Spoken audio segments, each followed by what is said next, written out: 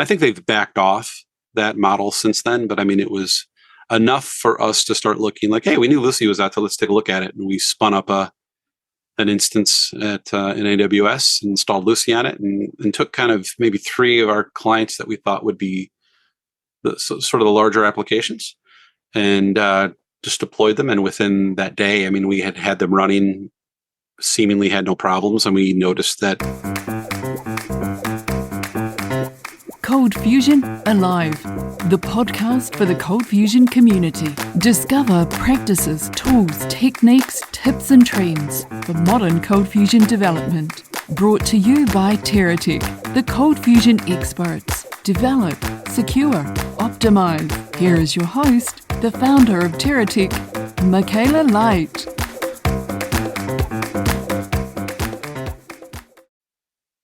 Welcome back to the show. I'm here with Mike Chytráček. Oh God, I made a total balls up for your name there. So how do you pronounce it? It's Chytráček. Chytráček. It's like a silent D. A. That sounds so sci-fi and modern, which like is very appropriate. A. Yeah, that's how you'd pronounce it here. It wouldn't be how you pronounce it, or my grandparents pronounced it. Oh, so we'll talk about that a little later, where it comes from. But this episode, we're going to be talking about Lucee Migration and the adventures you had when you migrated a whole bunch of apps from Adobe ColdFusion to Lucee, and lots of tips and tricks for people who are thinking of doing that, and some tools you can use to make your life easier for some of the challenges that come with it. And we'll talk about why you migrated and the benefits you got from it. So welcome, Mike. Thanks for having me. And Mike has been doing ColdFusion for more or less forever. He got started programming on a Commodore 64. I don't think they've ever had ColdFusion run on a Commodore 64, but they probably should do. I'm sure Brad Wood would be keen to get it running there. He's got it running on a Raspberry Pi. So, well, if he can get it running on 64K of memory, I'd be really impressed. I'd be impressed too. Well, they've been making the Lucee, install smaller. I think it's down to about 50 megabytes. So yeah, 64K might be a bit of a challenge. But maybe someone listening is up for that challenge. But you now have a ColdFusion consulting company called Ignite Solutions. And you help out clients with their ColdFusion apps. And you've also got 2 children, and you enjoy playing. Do you play music or you listen to music? I wasn't quite sure from your bio. I'm not very. I mostly listen to music. Mostly listen. But I'm not very good. Ah, well, maybe 2024 is the year you'll become better at guitar. You never know. And you're based in the Outer Banks, North Carolina, which is a beautiful beach area. And you spend a lot of time fishing in the surf, which sounds very meditative and restful. Get away from the IT stress. So maybe we should start out, before we talk about the Lucee migration. Some people listening may not really be totally clear what Lucee is. What's your elevator speech as to what Lucee is? Well, the clients, we would say it is a Java-based application server. And in this case, it runs CFML, which is a language.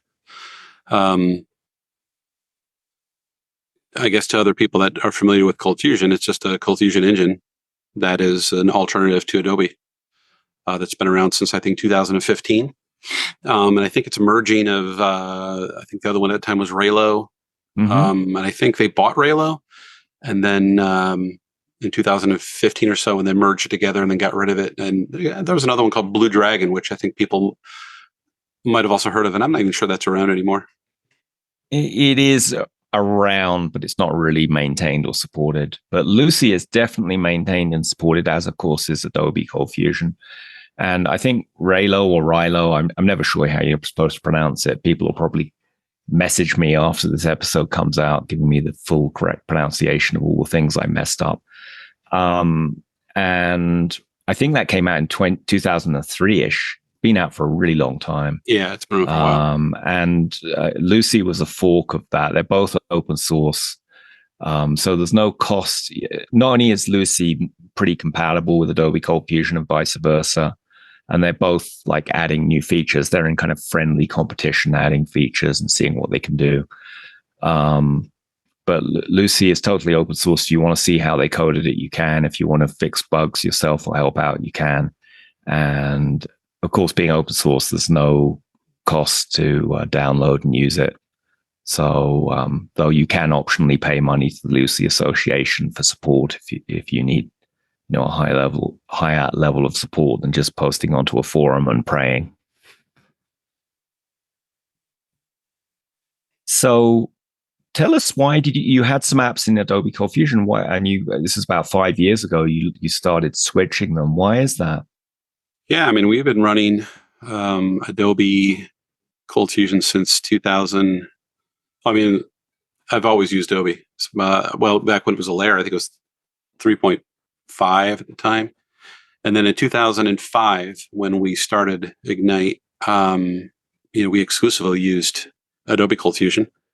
I think at the time, maybe 4 or 5, went through every version. Every new version that came out, we were buying licenses. And then 2000 and maybe 16 or 17, we got the call, someone from Adobe randomly reached out to us and says, hey, we'd love to talk with you about your business and about some opportunities. And you guys have been a long-term client.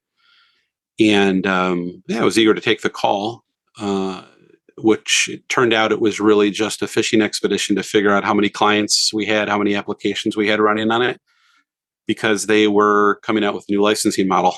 And the next call that we had was about, hey, the new version that you guys just bought, we're aware that maybe you aren't maybe they were coming out with a new version and we needed to be informed about how the licensing worked. And they wanted to treat at the time, I think, each application or each website that we were running on one of our servers as an application and license it appropriately. Oh. And it kind of freaked us out. I mean, we were a small shop. We could afford, maybe $5,000 to $10,000 of licensing costs every couple of years. But I mean, we were facing tens of thousands of dollars of immediate costs. I think they've backed off that model since then, but I mean, it was enough for us to start looking like, hey, we knew Lucee was out, so let's take a look at it. And we spun up an instance in AWS, installed Lucee on it, and took kind of maybe 3 of our clients that we thought would be sort of the larger applications, and just deployed them. And within that day, I mean, we had them running, seemingly had no problems, and we noticed that some of the functionality was actually faster. We tested it out with MS-SQL and MySQL, kind of do some due diligence, and within I'd say 30 days, we had decided okay, well, we're not going to migrate to a new version of ColdFusion. We'll run it out until it's no longer supported. I think we were on 11. I think we had a couple of 11s at the time.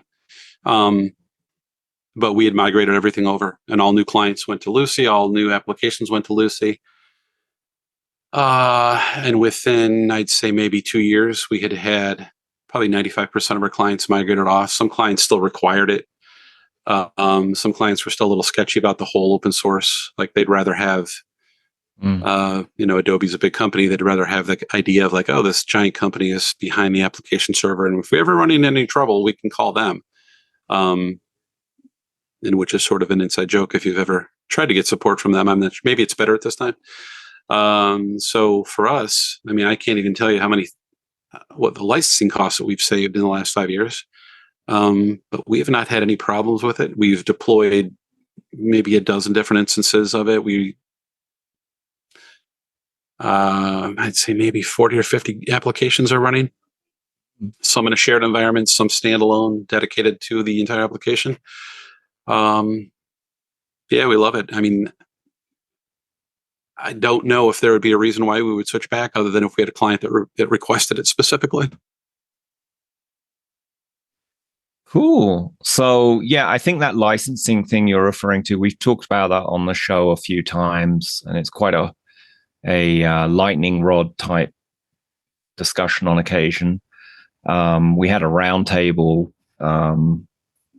a few months back where that came up. But basically, the licensing was not just licensing per server, but there was also costs involved per CPU, I think was one of the issues. And then also if you had a SaaS application, there was something. The SaaS was the thing that caught us. So they were trying to count.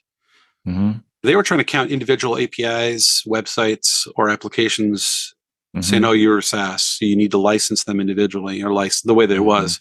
Yeah, and it was outrageous. And we had tried to say, "Well, what happens if there are multiple applications, but they're the same client?" Because we had a client where maybe we had 5 different websites.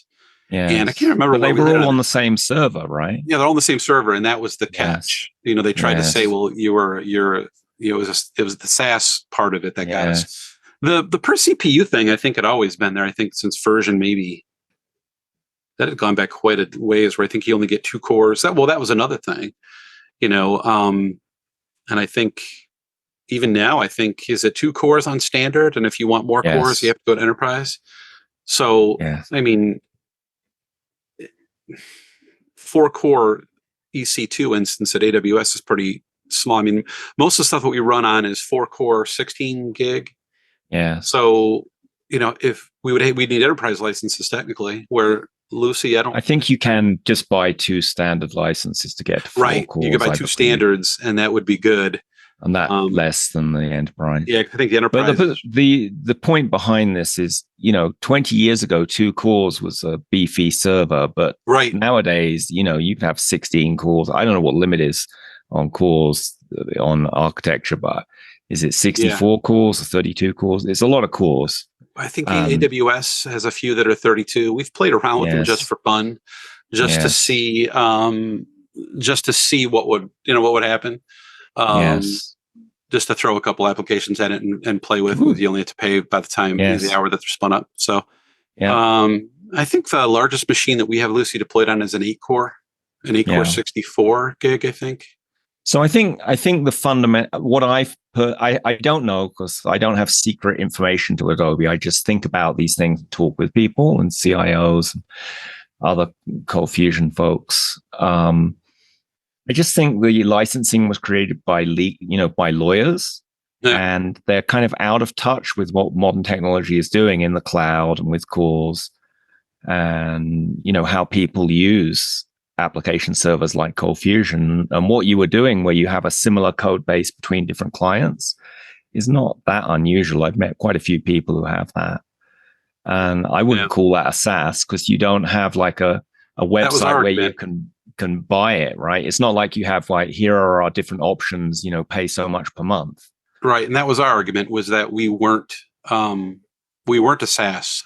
But here's one of the catches. We were using Mura. So they said, that you're basically redeploying this for multiple clients. So I think they were trying to use that as you're a SaaS technically, because this is stuff you're just redeploying and reselling. So you're selling it as a service. Unfortunately, the subscription models have changed drastically for a lot of companies. They're trying to get that monthly subscription rather than the perpetuals. So it's an unfortunate shift. There's some kickback. I know that I don't know how much of you pay attention to, but there's a application called Unity, which is a game engine, and they just tried to recently shift it to a pay-per-download. A lot of people use it for mobile apps. So they tried to switch it to a pay-per-download model, and of course the user base blew up, and they backed off on that. But that's unfortunately it's a trend in the industry.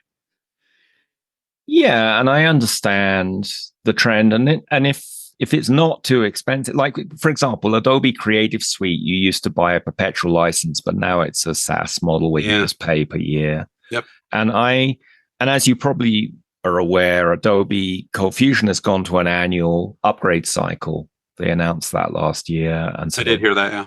Yeah, so the current version that's available is Adobe ColdFusion 2023, but the next version will not be 2025; it will be 2024, and they'll come out with a new release every year. And I think my suspicion is they're probably going to go to an annual, kind of whatever you want to call it, pricing model, and they also have that hourly pricing model on AWS and Google. So I think a lot of the software industry has moved in that direction, as has Microsoft, right, with Office 365. Yeah, they've been on that model for at least 4 or 5 years now.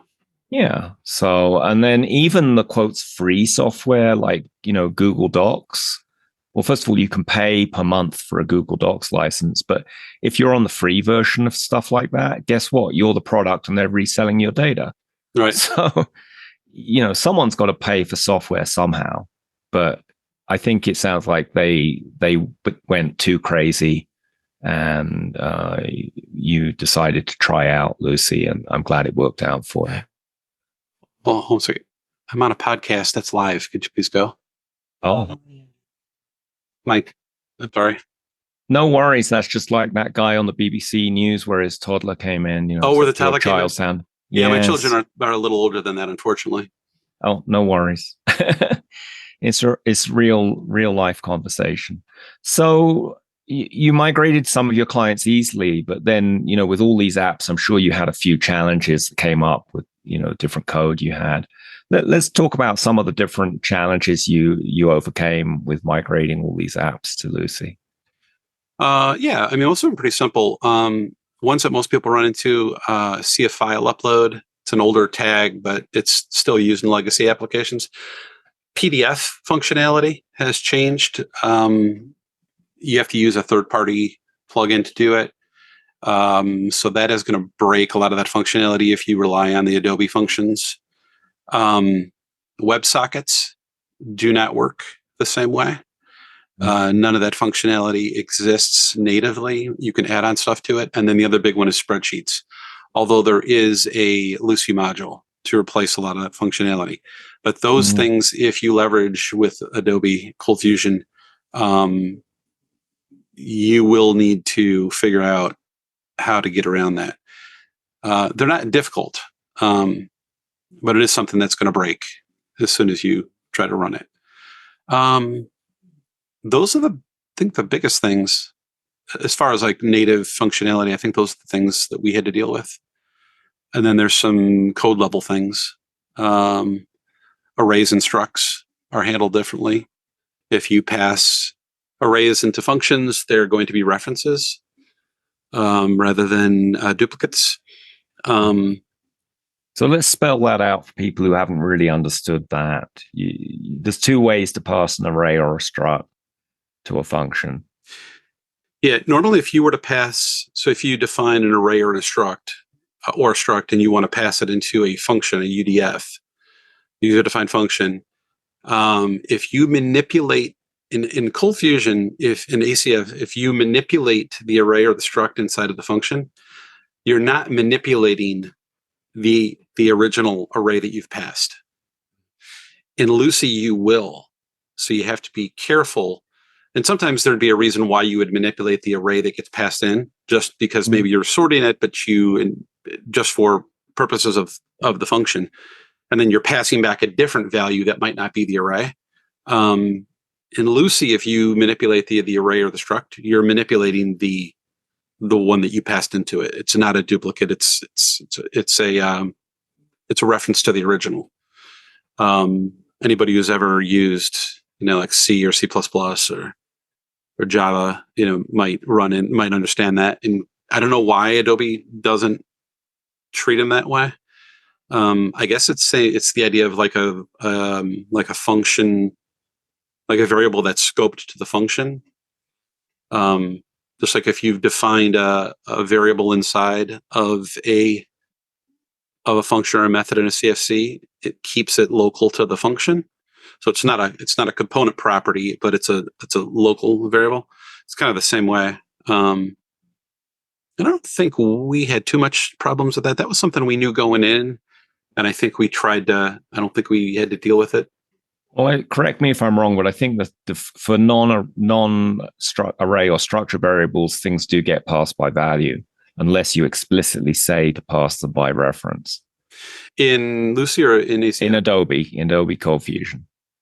Yeah, that was a later. I think that was like a 2016. Oh, okay. Change. I know they changed how it's done. I might be wrong, but I know that they changed. Yeah, but the question is not that you can't do it either way in Lucee or Adobe ColdFusion. It's what the default is. And right. If you've written code that's destructive to the array copy, Right. Now it's destroying the original by reference. That's exactly right. Yeah. The other thing that we ran into was how it deals with scope variables, or how it deals with variables inside of the native scopes, like the URL session client. So if you have, like, URL, for example, it's a pretty common thing. You may have a variable called URL. However, if you don't scope the variable, it's going to assume that you're talking about the scope. So, for example, if you try to call query, if you created a query and you called query URL, it's going to think you're talking about the URL scope.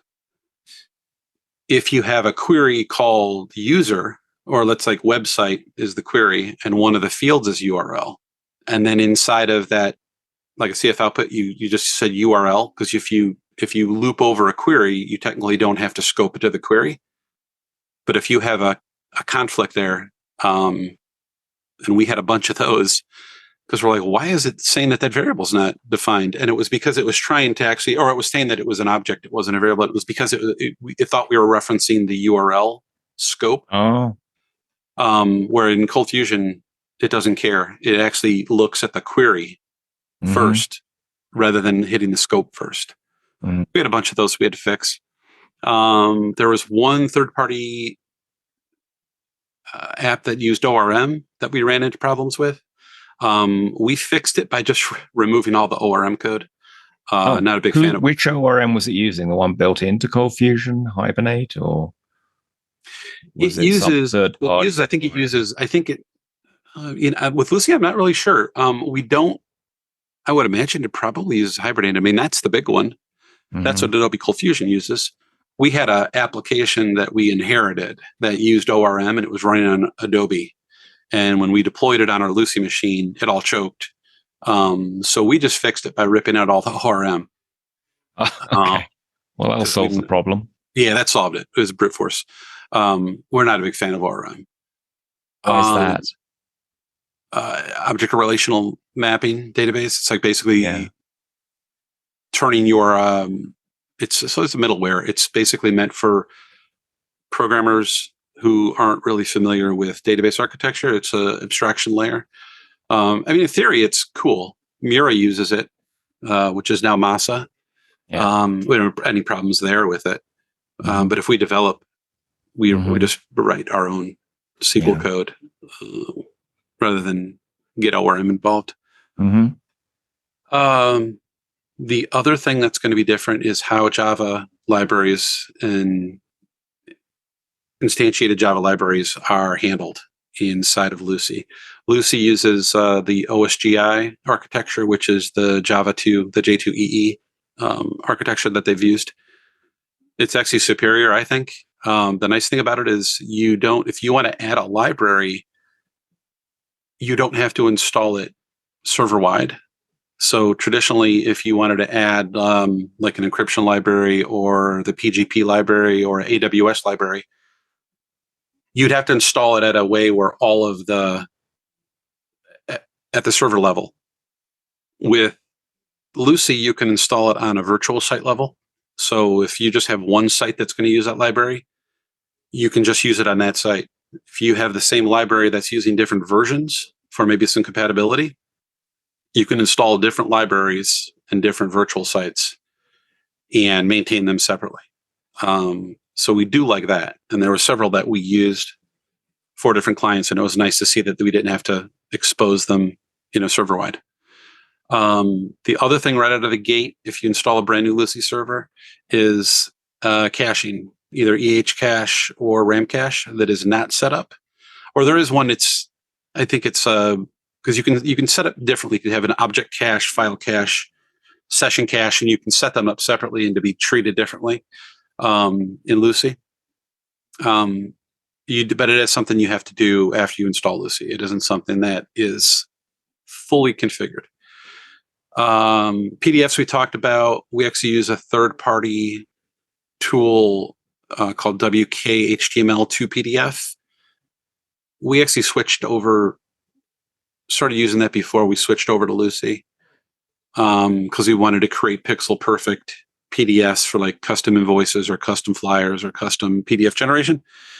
It's unfortunately it'll maybe turn some folks off that it's a command line tool that gets installed. So we use CF Execute, but it's fast. I mean, we have clients that are doing 20 and 30,000 custom PDFs a day on it for years. Have any problems with it?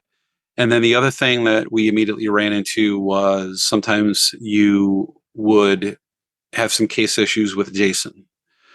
ACF, in the configuration we were running converts all your JSON keys to uppercase, where Lucee was keeping the original case of the keys. So if you're running in an environment that's case sensitive, you might run into an issue there.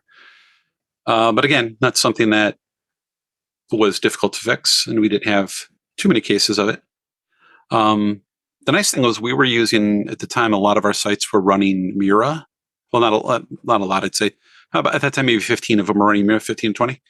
The nice thing was the Mura folks developed the CMS on top of Lucee. So absolutely no problem running those things right out of the gate. Moved them over, spun them up, and they were absolutely perfect. Get detailed show notes on today's episode and your free CF Alive Modern ColdFusion Guide at teratech.com. That is teratech.com. Viva la CF Alive Revolution!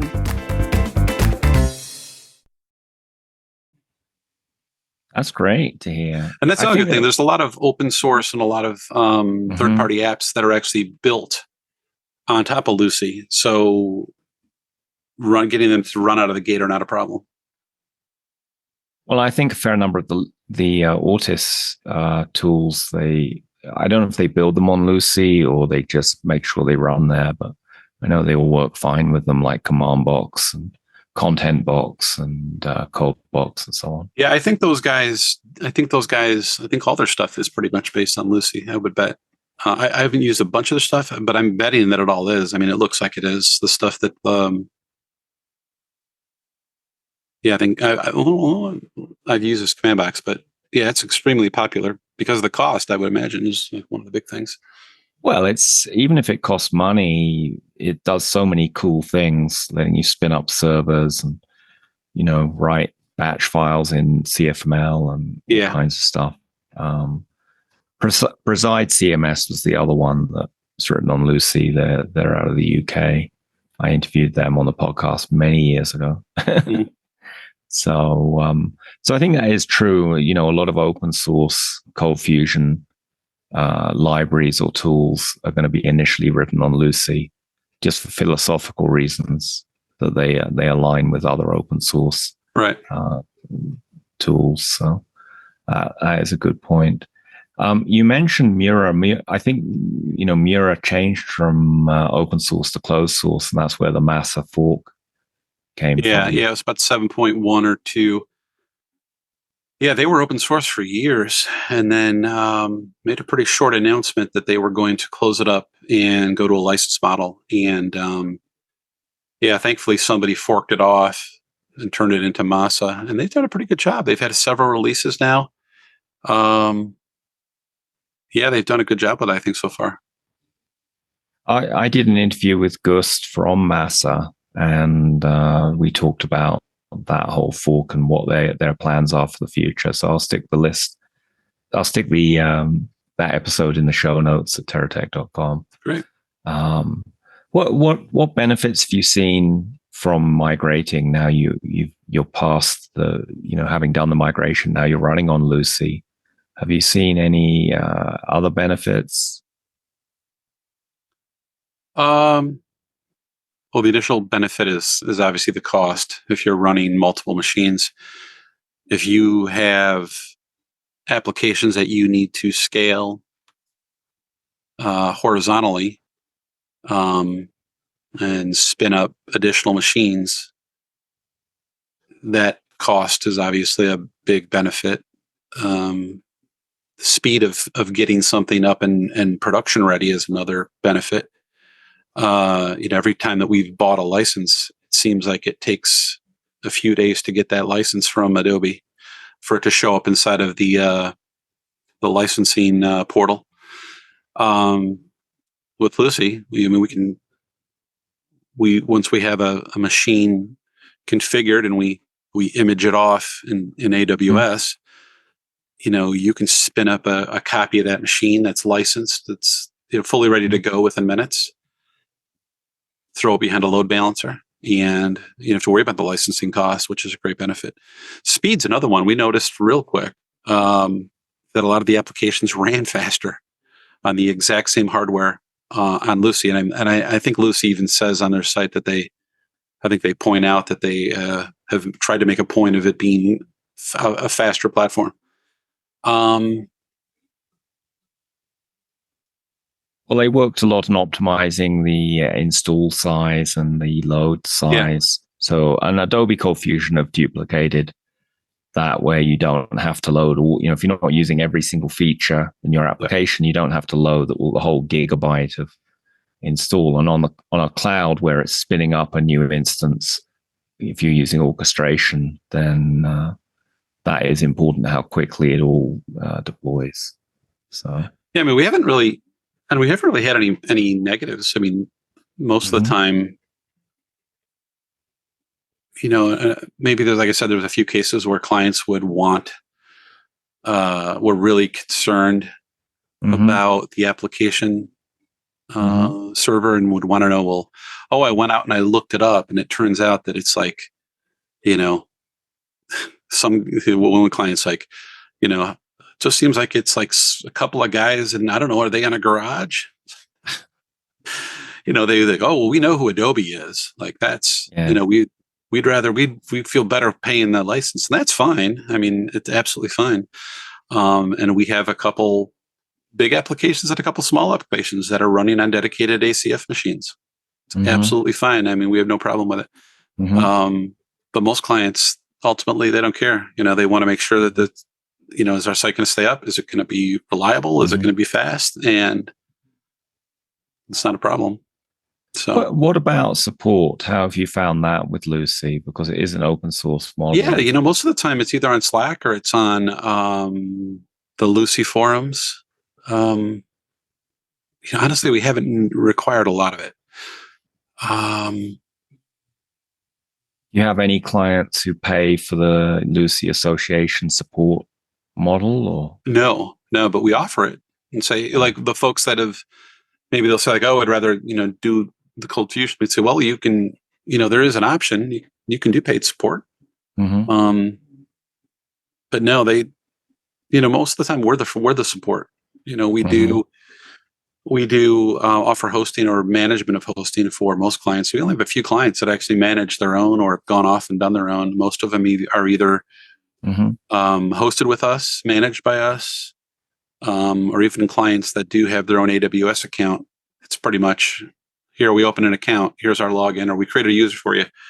You go in and configure the environment however you need to configure it. And that's how it's done. Very cool. Well, I'm very exciting to hear about your experience migrating to Lucee, and lots of great tips there for things to look out for in your ColdFusion code, folks who are thinking of trying that. If anyone listening is kind of on the fence about should they, migrate from Adobe ColdFusion to Lucee, what would you say to them?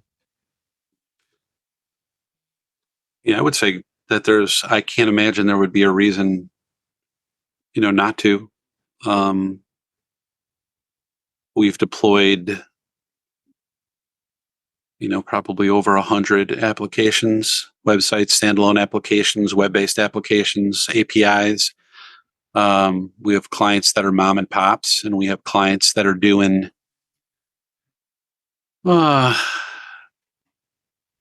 probably, 40, 50,000 unique users per day, doing tens of millions of dollars of transactions.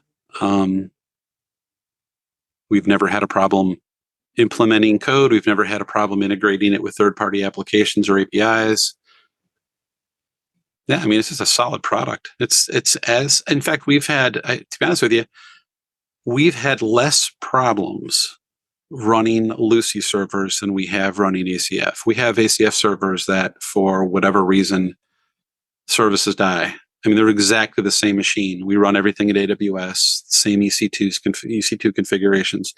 The only difference between the two would be one's a Lucee box and one's an ACF 2021 box. And the Lucee box might be running 40 applications, and the ACF box is running 2. We've had more issues in the past 6 months with the ACF machines. Random lockups, bottlenecks, can't figure out why data sources die. And we've had very, very few with Lucee. We've had far fewer issues upgrading Lucee to newer versions. And that's another nice thing about Lucee is when a new version comes out, you can update it. You can actually fall back many versions inside of the admin. You can upgrade to the new version when it comes out in the admin. It takes, on our machines, to upgrade to a new version of Lucee. I'm not joking. Within 30 seconds, the service is back up running the new version. And if you need to fall back or for whatever reason, the same thing. And even if you don't, it's very easy to go grab a version, drop it into the install. It's essentially like one zip file that you can switch between versions of Lucee very easily. Mm-hmm. So it makes testing things very easy on on a stage or a test environment. If you need to jump between 2 different versions, I mean, when's the last time, how difficult would it be to jump between 2016, 2021, 2023 of ColdFusion? You can using, I guess with command box, you could, but as far as full installs go, how easy could you do that? It's very difficult. You jump between Lucee 4 and 5 and do it on the same machine. Yeah. And that's a huge benefit. Mm-hmm. So it does give the ability, there's been a case, we had an issue with the ODBC driver, the Microsoft SQL driver. And it's a problem that we just found maybe 2-3 weeks ago before Christmas, where we were having issues between 2 different machines, or we were having a certain SQL command that normally used to take under a second, was taking 30 seconds. And it turned out there was a problem with the SQL driver. It's very simple to go in to the Lucee admin and just roll back the driver, run the test within a minute or 2, find out that it was a driver issue. So it was very simple. It's not as simple on Adobe ColdFusion. So it's ColdFusion already lets you be nimble. I think Lucee helps with that for development and deployment. I really do. It's great to hear. So let's just look in general. What makes you proud to use ColdFusion, whether it's Adobe ColdFusion or Lucee, or even Blue Dragon, if you had anything? Yeah, I mean, more about the language than the server that it runs on. I love the fact that you have multiple options. I love the fact that it runs anywhere. I like the fact that it's based on top of a technology that's been around. Java's got to be at least 20 years old. It's funny. We had a client that I think it's closer to 30. I think you're right. Yeah, it's because it was in the 90s. I think I was learning Java in 93 or 94. So yeah, that's almost 30 years. That is 30 years. It's funny. We had a client that they were coming from WordPress. So they had an application that was built on top of WordPress that should have never been built on top of WordPress, because they didn't really use WordPress for much of anything other than a couple pages of content. The rest of it was all application. And we rebuilt it. We rebuilt it inside of Lucee, and so I'd never heard of it. So it's based on top of Java, runs on the JVM. And he's like, "Oh, boy, that's pretty old technology." And I said, "Yeah, it's 4 4 or 5 billion devices run it. It's pretty robust. Like if you have a refrigerator at your house, that's smart, it's probably running Java. I mean, if you have an Android that's Java, everything runs Java. So I mean, as far as it's built on tried and true technology. I have no problem. All of us have to deal with. You're still using ColdFusion? Like, isn't that dead? And I'm proud to say no. We use all different sort of technologies, JavaScript. It's the right tool for the job. And we're pretty agnostic about it. I mean, we have clients that use WordPress, or we do PHP and, Node, or maybe even straight up Java. It's the right tool for the job. And it's almost always the right tool for the job as far as we're concerned. I mean, it's fast. It deploys fast. We can make changes to it quickly. It's extensible. I know there's people out there. I mean, I remember when Ruby on Rails was supposed to replace everything, and it seems like there's a lot of developers out there that they kind of run to the shiny new thing that shows up. And I mean, you could probably write a book on the things that have come and gone, and since ColdFusion was created, and I don't see it going anywhere. And it'd be nice if it was. I'd like to see more people get excited about it and learn about it. And I think that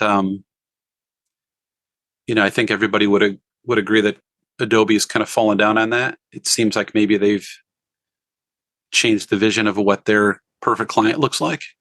But I think our community can probably do more for the language than Adobe could. It's getting the younger folks excited about it, as excited about as us old folks are. You don't look that old, Mike. No, I'm not. Neither do you. I mean, we're not. I mean, we're not old. We're old in the grand scheme of I think of this industry. Yeah. But I think that's an asset.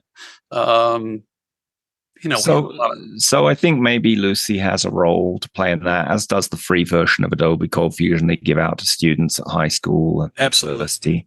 And I think that's where they need to get in, is with those younger folks. I mean, I've encountered a few, kids in their, when I say kids, people in their 20s, who I've tried to get them excited about, like, this is what I use, or I help somebody with some code or something, and the code I give, they're like, what is that? Is that JavaScript? I'm like, oh no, that's CF script. And trying to get some, and I've got a few people excited to look at it, which is a good thing. I'm like, hey, it's totally free. Go grab this server. You can have the thing up and running on, doesn't matter what you're running. Throw it in your machine and play around with it. So I try to be an evangelist. Yeah, maybe people listening could, consider doing that with other younger programmers they know. And I know that last year, both Adobe and Ortis invited students at high school or college to come for free to either the Into the Box conference or the CF Summit conference. So that's great. That was, so that is exactly what they should be doing, is trying to get them while they're young. Because unfortunately, some people do get into a rut. Yes. We don't want that. Anyone? No. We want you to get you out of your rut. Yeah, no, you have to. And I have no problem with, I love the new stuff, that's the new technologies and the new architectures and the new platforms. And you got to take a look at them and see at least what they're doing. Like I said, we're pretty agnostic. We'll tell people, we're like, wait, we're technology agnostic. We don't want to be, we're not experts in everything, and we don't want to try to be. So we pick a few things that we are experts in, but we do try to direct as many of our clients as possible to our ColdFusion. Is there anything else that would make ColdFusion more alive this year?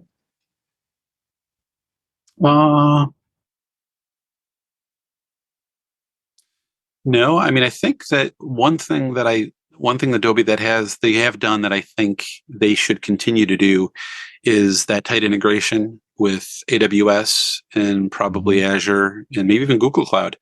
The recent additions, we used to have to use the third-party AWS library, the Java library, to do a lot of those AWS things. And now natively, you can set those keys inside of ColdFusion Admin.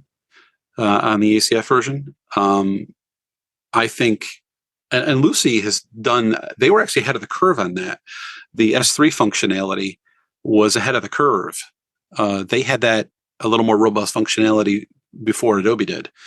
But I think those type of integrations with these cloud services are extremely important. They're late to the game when it comes to using ColdFusion to write Lambda functions and serverless. And I know the Lucee folks or people in the Lucee camp have made, I think, better headway into that. But I think the Adobe folks should try to get a tighter integration, and they should work with AWS. I mean, I know that there's already got ColdFusion images out there. I'm not sure if there's a new one. I'm not sure if you can spin up an EC2 with 2023. Last time I checked, right when 2023 came out, I didn't think there was an image out there. But they need, I think that's something that's important, is both camps. I think both should try to, and unfortunately, I think Adobe's probably has a better chance of working with AWS. But they should try to very tightly integrate their application with those services. Absolutely. Those are great suggestions there. And, you know, a lot of people are moving to the cloud and want to integrate easier. And then they also want to write their code in ColdFusion so it can work with any of the main cloud providers. So, right. Because every now and again, one of these cloud providers goes down. I know AWS went down last year for a few hours. It was a little upsetting. Yeah, luckily we were not in that availability zone. We were not affected by that, thankfully. Now, you mentioned before we got on the recording that you're thinking of going to CF Summit. What are you looking forward to when you next go to CF Summit? You know, we went to Summit from probably 13 or 14 up until 19. I think 19 was the last, but before COVID hit. We haven't gone since they restarted. Not because we migrated to Lucee. The first year that I think they started back, we were just too busy. We were in rebuild mode after COVID still, and we just couldn't get away. We couldn't spend the time. We had some things that were launching at the time. We just couldn't push around. We would like to go back this year. One thing that we did notice was a lot of the sessions were a little stale. And maybe they would be different now because we haven't been there a few years. I know definitely changed up some sessions, and there's a whole bunch of AI sessions. I was just about to say, if I go back this year, I'd like to see some talk about the AI. Just because they have a new evangelist, Mark Takakana, who joined I have not met him. 2-3 years ago. Yeah, he's a great guy. But he gave a talk on ColdFusion and AI that was very inspiring. Yeah, that's going to be a big thing because that's changing. That's the fastest part of our industry that's changing. It is. It's exciting and horrifying at the same time. And it's only going to change. I'm not just sure. Briefly, maybe that should be a whole separate episode. You should. That could be an absolute episode on AI and where it's going and the things that have changed, and the tools that have changed and come out. The integrations. I'm not sure if you've looked at GitHub has a new one. Well, it's written. I guess it's like 6 months old. It was called CodePilot or something, or CodePilot. Yeah, that came out last year. I had an interview on the podcast with Monty Chan. I don't know if you know him, but no, I know the name. Yeah, he was talking about all the cool things he's doing with CodePilot and also some of the concerns. So I'll put that in the show notes if people are interested. And that kind of leads into something else I think that the community needs is there is a terrible lack of modules, plugins for ColdFusion. There are ones out there. I use VS Code. I also have used Sublime. Yeah. On the Mac, there's Coda. And there are a few plugins that are decent as far as like for code completion. I don't know if CodePilot. I haven't tried it. I haven't purchased it. I haven't bought it. I don't know how well, if at all, it's really expensive at $10 a month. I was going to say it's only $10 for the student or for the individual, and I think it's not much more if you're a 20 maybe. If you're a company. But I mean, what would keep me away from it is I spend 90% of my day in ColdFusion. Yes. I already have really good tools for code completion and linting for other technologies that we use. Yeah. Adobe should build and of course they have ColdFusion Builder, so I know they're not, their motivations are not such, but we need an extension for VS Code that is absolutely just top notch. The ones that are out there, okay, but they're falling behind. Well, the new CF Builder is built on CF. It is an extension. Yeah, it doesn't do some of the things that it needs to do. One of the things that, and I know this is because I'm too old, is even though we work in a developer environment, we don't all run things locally. There are things and pieces of functionality inside of those extensions that require you to maintain all of the code base locally. So we pull it down and we run it locally, and we do it that way. But we have environments where that's not always the case. Maybe we're not in them all the time, or it would be nice if it had some introspection. And I don't care if there's a server plugin. I don't care if there's a component that would sort of bridge that gap of functionality. And well, this is actually, I guess, ColdFusion Builder. I haven't looked at it since. I don't know. You get a license now with Builder, which is cool with every license that you purchase. So I did just get a new license for 23 recently. I was going to see what version of the Builder are they up to now? When's the last time they released one? Last one I heard about was the beginning of last year when they did the release. I don't know if they've done a point release. I use VS Code myself. So. Yeah, so do I. It's just, I think this is a better product. Well, I think it's a great product. It's an amazing product. It's, quasi open source in that there is an open source version, but the one that you get by default is sending telemetry back to the Microsoft mothership, which always makes me a bit nervous. Yeah. And that's one of the things I'm always nervous about with these AI tools, the Copilot, ChatGPT. You feed it some proprietary code, it's just going to regurgitate that code to someone else. And you just have to pray that they don't, associate it. Particularly if that someone else was a hacker who was trying to hack into your code now, because now they've got a copy of all your code. Yeah, we were concerned about that, but I don't think I've ever seen it expose anything. I know people have found it does. If one person feeds data into ChatGPT, someone else get that data back. It learns from it. Yeah, and I have heard somebody, and I don't know if it was ever confirmed, somebody complained that they had inadvertently exposed some AWS keys. Yeah, exactly. And or because they had actually had code that was generated by ChatGPT, and had the public and secret app and the secret key, and went ahead and threw it into an application and were able to connect to an S3 bucket. And they said, wow, that pretty much shut down our company use of ChatGPT. I've not seen if that's actually true.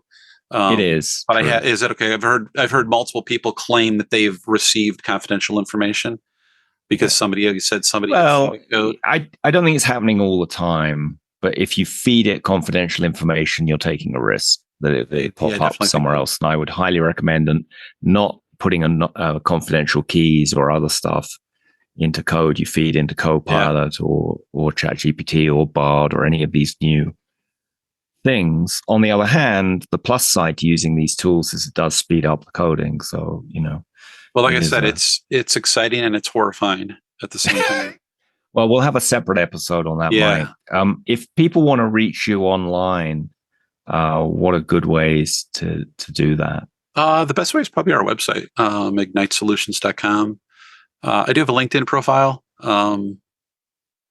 I admit I haven't done. How do you spell your last name for people listening? It is CHYTRACEK.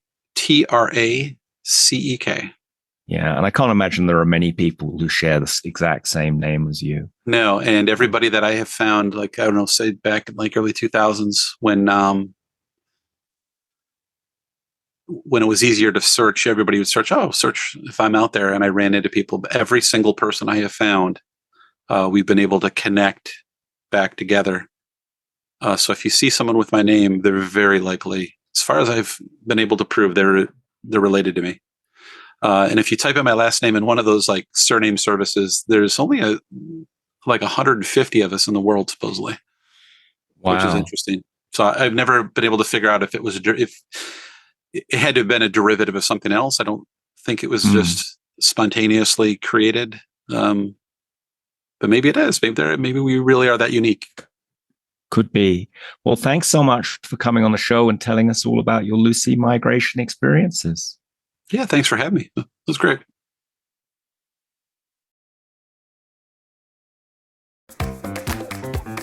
This podcast is brought to you by TerraTech, the ColdFusion experts. Develop, secure, optimize. Get detailed show notes on today's episode and your free CF Alive Modern ColdFusion Guide at terratech.com. That is TERATECH.com. And now back to today's show.